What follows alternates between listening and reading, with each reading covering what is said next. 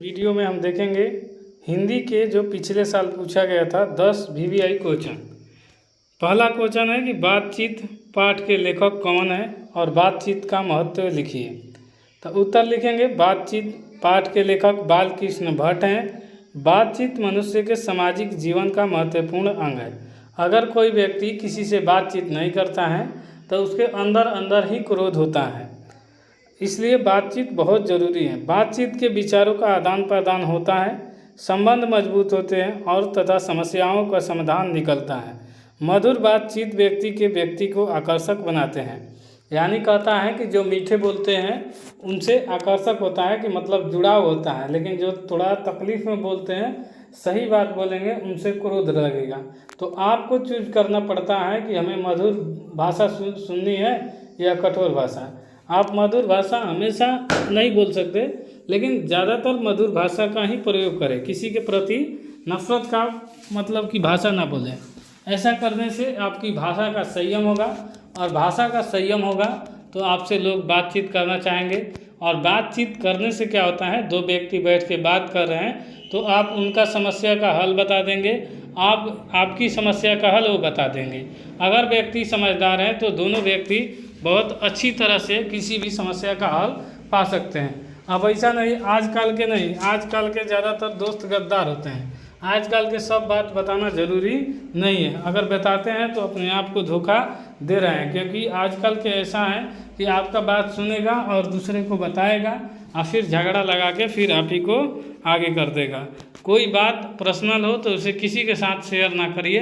अपने बस एकदम बढ़िया मित्र है कि मतलब सब चीज़ बता देता है, सब चीज़ अच्छा से बढ़िया बोल रहा है, आपके लग रहा है कि दुश्मन नहीं है, तब उसे बातचीत करिए। दूसरा क्वेश्चन है कि उसने कहा था कहानी का मुख्य संदेश क्या है। तो उत्तर होगा उसने कहा था चंद्रधर शर्मा गुलेरी द्वारा लिखित उसने कहा था। चंद्रधर शर्मा गुलेरी जो हैं, इन्हीं के द्वारा ये लिखा गया था। उसने कहा था कहानी त्याग, प्रेम और कर्तव्य के भावना को दर्शाती है। यानी किसी भी काम को सहने की क्षमता और प्रेम से किसी चीज़ को जीतना और उससे अच्छी से बात करना और अपने बात पर अडिग रहना, कर्तव्य करना और उसके भावना को दर्शाती हैं। किसी के भावना के साथ आजकल खेलना गलत है, लेकिन फिर भी लोग भावना के साथ खेलते हैं। जैसे आज देखिएगा प्यार मोहब्बत में किसी का भावना के साथ खेला जा रहा है। प्यार मोहब्बत वो चीज़ है कि आप बात किए, हंसे बोले, लेकिन शारीरिक संबंध बनाना एकदम गलत है। क्योंकि आप इसी भावना के साथ खेल रहे हैं, इमोशनल के साथ खेल रहे हैं। आप पता चलेगा कुछ दिन के बाद वो छोड़ दिए तो फिर ये गलत बात हो जाती है। ये भावना आपको कर्तव्य है कि जिस साथ रिलेशनशिप लगे पूरा जीवन भर निभाए या फिर न करे, ऐसा ही बेटर समझे। भावना दर्शाती है। कहानी का मुख्य संदेश का सच्चा प्रेम, त्याग और समर्पण पर आधारित है कि जब व्यक्ति आप रिलेशनशिप में रहे तो उसके कष्ट हो तो उसको कष्ट को दूर करने का प्रयास कीजिए। सच्चा वही प्रेम है। अगर इसके नहीं कि पूरा खेले, जब कष्ट आया तो छोड़कर भाग गए, तो ये आपका बिल्कुल गलत है। और यही इसमें दिखाया गया है कि प्रेम करना है तो त्याग भी करना सीखिए। प्यार में त्याग जरूरी है, और नहीं तो फिर आप कुछ भी नहीं कर सकते। समर्पण भी जरूरी है कि जब बुलाए कहाँ पर बुलाए, लेकिन सोच समझकर कहाँ पर जाना। आजकल लड़का लड़की का रिलेशनशिप में वैसे भी बहुत ज़रूरत है। आजकल लड़कियां भी उतना ही खतरनाक हैं जितना लड़के भी हैं।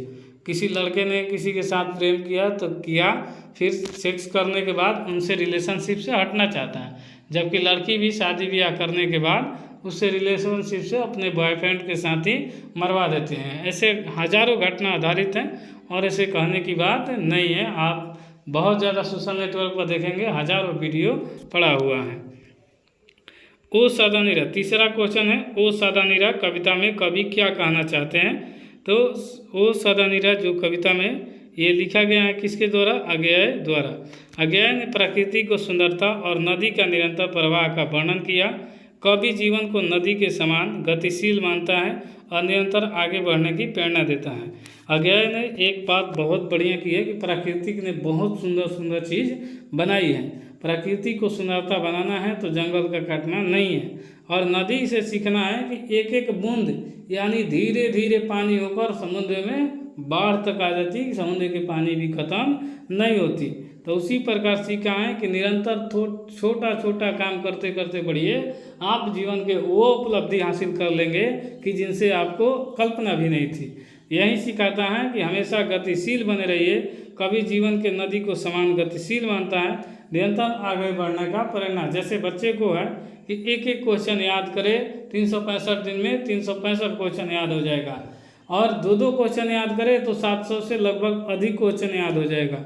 इसी तरह सिखाया जाता है कि बच्चे को लाइफ में पढ़ना बहुत ज़रूरी है, तो धीरे धीरे छोटे छोटे टारगेट को हासिल करिए। एक ही बार 10 घंटा पढ़ के बड़ा टारगेट हासिल नहीं किया जा सकता। 10 घंटा पढ़ना है तो रोज़ 10 घंटा पढ़िए, तब बड़ा टारगेट हासिल किया जा सकता है। यही बताया गया है जी कि प्रकृति में सुंदरता ये है कि कंटिन्यूटी बहुत ज़रूरी है। नदी से सीखिए कि हमेशा पानी बहते रहता है, हमेशा बहते रहता है, कभी रुक रुक नहीं बहता है।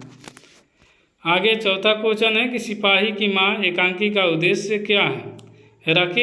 मोहन राकेश द्वारा लिखित इस एकांकी का उद्देश्य देशभक्ति और मातृभूमि के भावना का उजागर करना है। इसकी एक माँ के त्याग और सैनिक जीवन की कठिनाइयों का चित्र करना है। इसमें सिपाही की माँ ने दिखाई है कि अपने बच्चे को कैसे बॉर्डर पर भेजकर लड़ने के लिए अपने त्याग दिए कि बलिदान हो जाए तो हो जाए, लेकिन देश के लिए मर मिट जाना, लेकिन किसी के लिए झुकना मत। यही सिखाया जाता है कि देश से प्रेम रखिए, देश से कभी गद्दारी मत कीजिए, देश ही सर्वोपरि है। जिस माँ ने आपको जन्म दिया उस माँ के ही गोद में जन्म लिए, उस माँ से कभी गद्दारी मत करिए। अब ये नहीं देखे हैं कि जिस भारत में भी ऐसा है कि जो धरती पर रहते हैं, भारत में हिंदुस्तान तेरे टुकड़े होंगे, ऐसा नारा लगाया जाता है। और उस पढ़ने वाले बच्चे जेएनयू यूनिवर्सिटी के नारा है, तो ऐसे ऐसे पढ़ने वाले क्या करेंगे, कुछ नहीं कर पाएंगे, क्योंकि आप जिस जहाँ रहिए उसका हमेशा कर्जदार बने रहिए। जिस मिट्टी पर रहिए उस मिट्टी का कर्जदार है, इसलिए मिट्टी को कभी दोष नहीं देना चाहिए। हमने जन्म लिया है बिहार की मिट्टी में, तो बिहार का मिट्टी का हमेशा हम कर्जदार रहेंगे। जिस माँ के गर्भ में जन्म लिए उस माँ को हमेशा कर्जदार रहेंगे। कितना भी कर ले, माँ के कर्जा नहीं दे चुकते, क्योंकि जिसने जन्म दिया वो तो सर्वोपरि है। इसलिए हमेशा याद रखिए कि ये सिखाया जाता है कि सिपाही जब भेजते हैं बॉर्डर पर सैनिक के लिए, तो माँ हमेशा त्याग कर भेजती है कि हमारा बेटा एक सैनिक बनकर लड़े और देश के प्रति वफादारी रखे, गद्दारी न रखे। अगला क्वेश्चन है दोस्तों 5, रोज कहानी का मुख्य समस्या क्या है। इससे पहले दोस्तों प्रकाश नॉलेज सॉल्यूशन चैनल पर पहली बार है तो इसे लाइक शेयर सब्सक्राइब जरूर कर लीजिए। कोई भी डाउट होता है तो वीडियो के कमेंट बॉक्स में अपना सुझाव जरूर दीजिए और थोड़ा सा सपोर्ट कीजिए, शेयर कीजिए दोस्तों, बहुत ज़रूरी है। और प्रकाश अगर फेसबुक पर देख रहे हैं PKS चैनल पर, तो वहाँ पर भी आप इसे फॉलो कर लीजिए। आपका एक मोटिवेशन ही हमें, फॉलो और लाइक ही हमें मोटिवेशन देता है, तो इसलिए आप ज़्यादा से ज़्यादा शेयर कीजिए। दोस्तों पढ़ने का तरीका भी पूछते हैं कि सर याद नहीं होता है, आप 2 से 4 बार वीडियो देख लीजिए दोस्तों।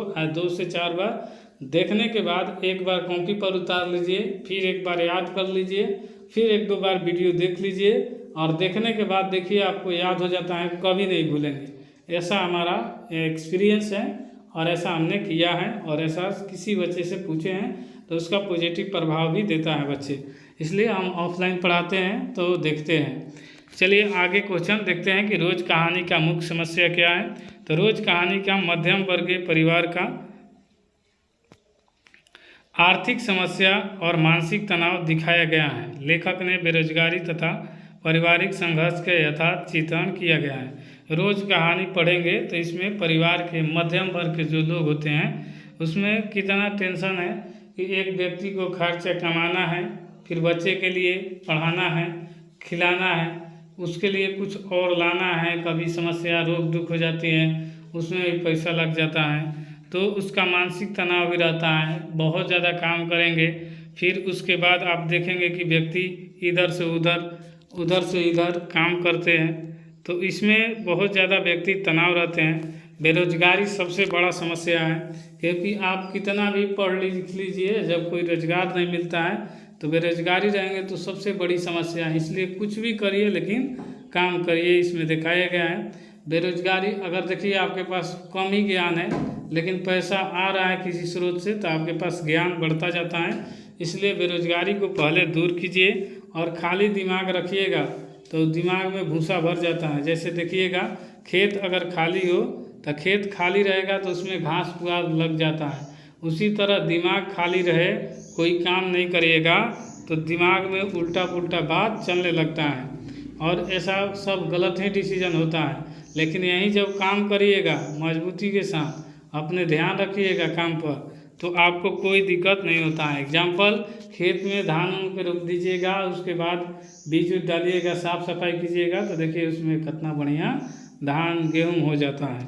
इसी तरह बेरोजगारी का सबसे बड़ा दर्द है और बेरोजगारी का सबसे बड़ा कारण है जाति प्रथा। जब तक दोस्तों जाति प्रथा खत्म नहीं होगी और धर्म खत्म नहीं होगा तब तक हम विकास नहीं कर सकते। इसलिए पहले दिमाग से मानसिकता हटा दीजिए कि जाति का और धर्म का भेदभाव किसी से ना करें। गलत है तो उससे छोड़ दीजिए, त्याग दीजिए, लेकिन उसके प्रति नफरत न रखिए। जो भी है उसका कर्म है वो करने दीजिए, उसके सज़ा उसका मिलना तय है। ये तय है कि जो जैसा करेगा उसका कर्म का फल मिलता है। लेकिन यही बात है कि कर्म का फल थोड़ा देरी से मिलता है।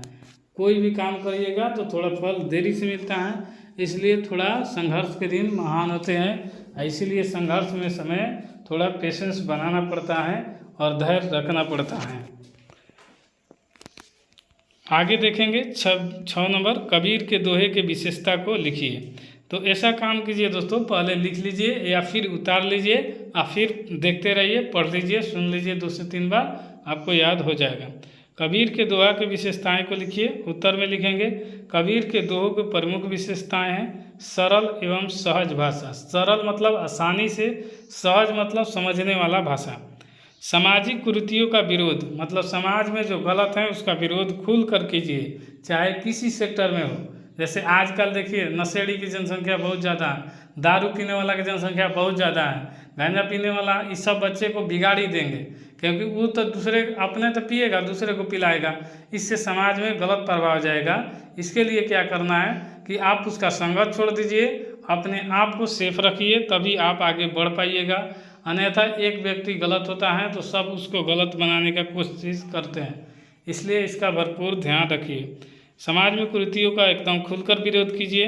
भक्ति और ज्ञान में समन्वय रहिए। भक्ति इसलिए करिए क्योंकि दिमाग शांत रहता है, और ज्ञान का समन्वय जो है, ज्ञान अधूरा लेंगे तो तकलीफ होगा, दर्द होगा, लेकिन ज्ञान भरपूर रहेगा तो आपको कोई दर्द सहस नहीं होगा, बहुत बढ़िया नागरिक बन जाएंगे। मानवता का संदेश, मानवता से सबसे बड़ा धर्म है और मानवता से बड़ा कोई धर्म नहीं है, चाहे कोई हिंदू, मुस्लिम, सिख, ईसाई, पारसियन, मानवता से कोई बड़ा धर्म नहीं है।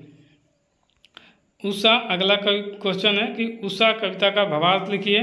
इस कविता में प्रातःकालीन प्रकृति का सुंदर चित्र किया गया है, यानी सुबह के चित्र देखिएगा, जब सूरज भगवान उगते हैं तो फोटो वोटो लीजिएगा, बहुत सुंदर दृश्य आता है। कवि ने उगते सूरज, पक्षी की चहचहाट और वातावरण के साथ ताजगी, मनोहर का वर्णन किया गया है। आप जब सुबह जाएंगे एकदम जोश में रहते हैं, शरीर में भरपूर एनर्जी रहती है, उसी के साथ चिड़िया का चहचहाट, कौआ का काँव काँव करना, ये सब आपको बहुत सुंदर लगता है दृश्य। प्राकृतिक ने बहुत सुंदर, उस वक्त ठंडा मौसम रहता है, कोई भी मौसम हो तो उस वक्त सुहाना मौसम रहता है सुबह का, सूरज भगवान उगते हैं तो बहुत अच्छा दृश्य देखने को मिलता है। अगला है तुलसीदास की भक्ति भावना पर प्रकाश डालिए। तुलसीदास राम भक्ति के महान कवि थे। उनकी कविता में भक्ति, नैतिकता और आदर्श जीवन की शिक्षा मिलती है। मतलब तुलसीदास राम के भक्त थे और एक महान कवि थे। महान जो हुआ है उसके पीछे संघर्ष लगा हुआ है। उन्हीं कविता के भक्ति, उनके कविता के भक्ति, नैतिकता, आदर्श जीवन और शिक्षा मिलती है। यानी नैतिक लगातार और आदर्श एक्सेप्टेड, मतलब आपको आइडियल बनना होगा आदर्श जीवन की, और शिक्षा बहुत ज़रूरी है। शिक्षा अगर ना रहेगा तो अधूरा ज्ञान दर्द देगा। उन्होंने भगवान राम को मर्यादा पुरुषोत्तम के रूप में प्रस्तुत किया है। और एक बात तय है दोस्तों कि दुनिया में कोई भी व्यक्ति हो, संघर्ष से गुजरना ही पड़ेगा। राम को भी राम महान बनने के लिए मर्यादा पुरुषोत्तम तभी कहा गया जब जीवन में अनुशासनहीन नहीं रहे, अनुशासन का पालन किए। देखिए 14 वर्ष का वनवास किए, उसके बाद ही रावण को वध किए। और हमेशा सच्चाई की जीत होती है। सच्चाई कभी कष्ट हो सकता है, कष्ट बहुत झेलना पड़े, लेकिन जीत सच्चाई की होती है, हमेशा से देखा गया है। यही बताए हैं तुलसीदास कि हम राम भक्त थे, राम के महान कवि थे। उनकी कविता भक्ति नैतिकता के और आदर्श जीवन की शिक्षा मिलती है और उन्होंने भगवान राम को मर्यादा पुरुषोत्तम के रूप में प्रस्तुत किया है। अगला क्वेश्चन है 9, दिनकर के राष्ट्रवादी भावना का वर्णन कीजिए। तो रामधारी सिंह दिनकर की कविताओं का राष्ट्र प्रेम, रामधारी सिंह दिनकर का देश के प्रति राष्ट्र प्रेम, वीरता और क्रांति की भावना दिखाई देती है। उन्हें युवाओं को देश के लिए संघर्ष करने की प्रेरणा दी। उन्हें साफ साफ कहा कि देश से विकास करना है तो नए नए बच्चे जो आज नशेड़ी बन गए उसको दूर करके देश के राष्ट्रहित में लाइए और शिक्षा के क्षेत्र में रोजगार लाइए। और सरकार से भी ये आग्रह होगा कि ज़्यादा से ज़्यादा सैनिक भरकर बॉर्डर पर बच्चे को वैकेंसी, लेकिन सरकार ही बेरोजगारी का मुख्य कारण है, क्योंकि यही देश प्रेम न रहकर जाति प्रथा में लड़ा रही है और फिर धर्म के आधार पर लड़ा रही है। किसी भी पार्टी की सरकार हो, इससे देखिएगा तो ये नहीं कि एक पार्टी, सब पार्टी वही है, लेकिन जो पार्टी देश के विकास करेगी उसका ही विकास होता है। इसलिए युवाओं का देश है भारत, युवाओं का देश है, तो युवाओं को भी भारत में आगे बढ़कर देश प्रेम रखिए और सैनिक बनिए और देश के लिए त्याग कीजिए। यह दीप अकेला है, कविता के संदेश क्या है? यह दीप अकेला है कविता के समाज का एकता और सहयोग की भावना को दर्शाती है। यानी किसी भी समाज के, किसी भी जाति के हो, एकता रखिए, सहयोग की भावना दर्शाइए, मतलब किसी का मदद कीजिए, किसी को कष्ट देने के ना सोचिए। कवि कहना चाहता है कि अकेला व्यक्ति ही समाज में परिवर्तन ला सकता है। यानी कवि का साफ साफ निर्देश है कि एक व्यक्ति ठान ले तो भी देश का, यानी देश छोड़िए, अपने गांव, राष्ट्र को, पूरा देश का भी त्याग मतलब कि आगे बढ़ा सकता है। जैसे आज कोई भी व्यक्ति देखिए, आज प्रधानमंत्री को ही देखिए, देश के प्रति अटूट प्यार रहता है, भले कुछ भी हो, लेकिन प्रधानमंत्री के देश के प्रति अटूट प्यार रहता है, देश के बारे में ही बात करते हैं। आज तक मातृभूमि की शिकायत कभी नहीं करते। वहीं विपक्ष के लीडर को देखिएगा, मातृभूमि का भी शिकायत कर डालते हैं, लेकिन देश के बारे में कभी शिकायत नहीं करना चाहिए किसी भी व्यक्ति को। तो एक व्यक्ति ही परिवर्तन ला सकता है अगर वो ठान ले तब। ऐसी होनी चाहिए कि आप अपने घर में अकेले हैं, पढ़ रहे हैं, तो ठान लीजिए कि हमें ये करना है, मेहनत जम के कीजिए, आपको सफलता मिलेगी ही मिलेगी। सफलता आपके एक दिन कदम चूमेगी, ये पक्का देखा गया है, सब व्यक्ति के साथ ऐसा होता है। इस तरह आपने 10 क्वेश्चन देख लिया। दोस्तों हमारे वीडियो कैसी लगी, एक प्यारा सा लाइक और सब्सक्राइब, और दोस्तों के पास एक कम से कम 1-2 ग्रुप में शेयर कर दीजिए, और एक कमेंट बताइए जो सुझाव गलत लगा उस पर हम काम करेंगे। लेकिन आपका एक मोटिवेशन, सब्सक्राइब, लाइक हमें मोटिवेशन देता है, जो वीडियो बनाने को प्रेरित करता है। ऐसा ही वीडियो देखने के लिए प्रकाश नॉलेज सॉल्यूशन चैनल को सब्सक्राइब कीजिए, लाइक कीजिए। इसी के साथ मिलते हैं नेक्स्ट वीडियो में, तब तक के लिए जय हिंद।